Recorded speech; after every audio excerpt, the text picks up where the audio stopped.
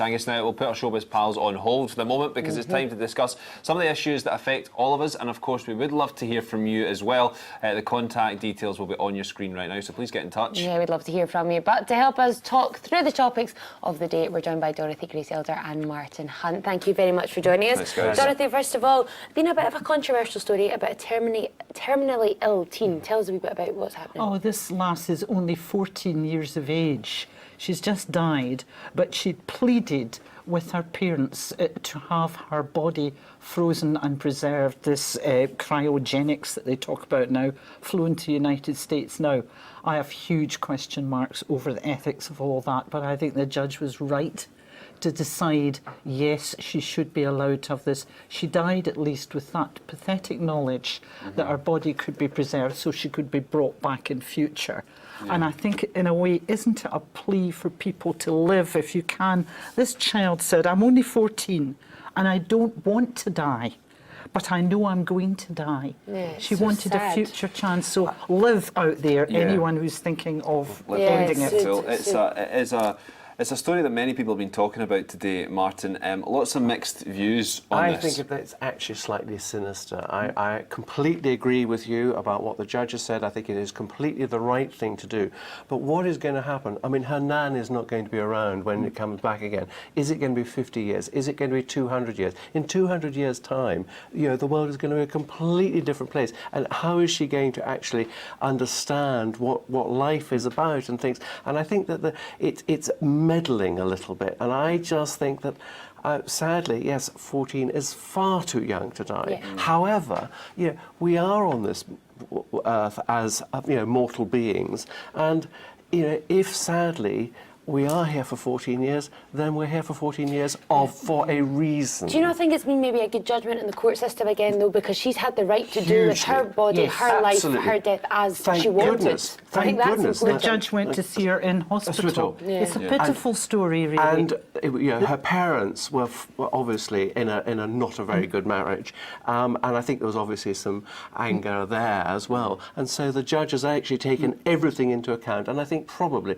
and has definitely taken absolutely the right decision. Yeah, it is an interesting one, and like many, you have worries with what would happen, but we could talk about this all night because it is such that you could dig so deep into this. It is the cost of it as well, though. Yeah, we'll leave that for just now, though, and we'll chat to you later on the show. Thank you for joining us just now. Now we're going to Martin tuck into the tea. Well, the smells that are coming out from the kitchen were absolutely delicious there. Oh my God. Well, let's... It smell quite nice as well. I like that expression, WD-40 for the fork. Yes, let's... I stole that myself.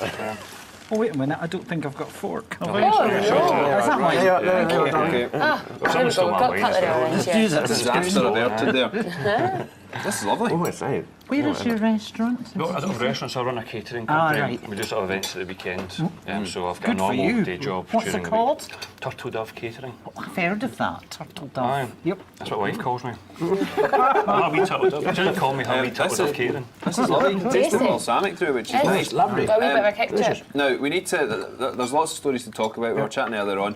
But we need to talk potholes. Potholes, yes. Glasgow is investing in the pothole. Well, yes.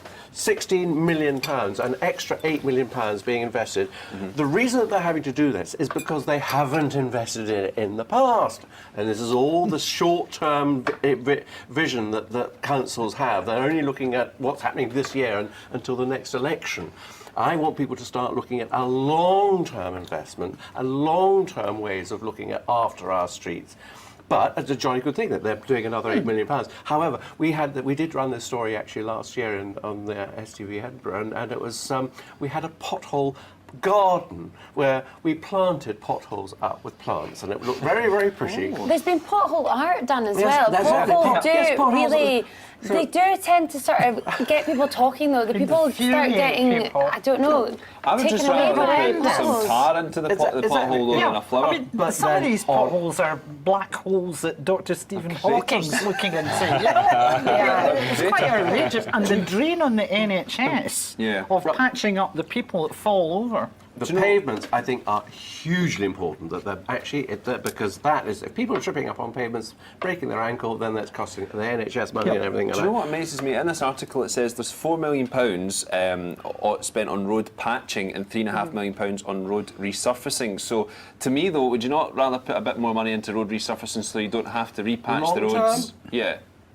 Every couple of years or whenever It it seems happens. to happen every year. The way as it's well, as you going, said. you're sort of lucky to get the potholes patched, and you can smell an election is coming, a council election next year.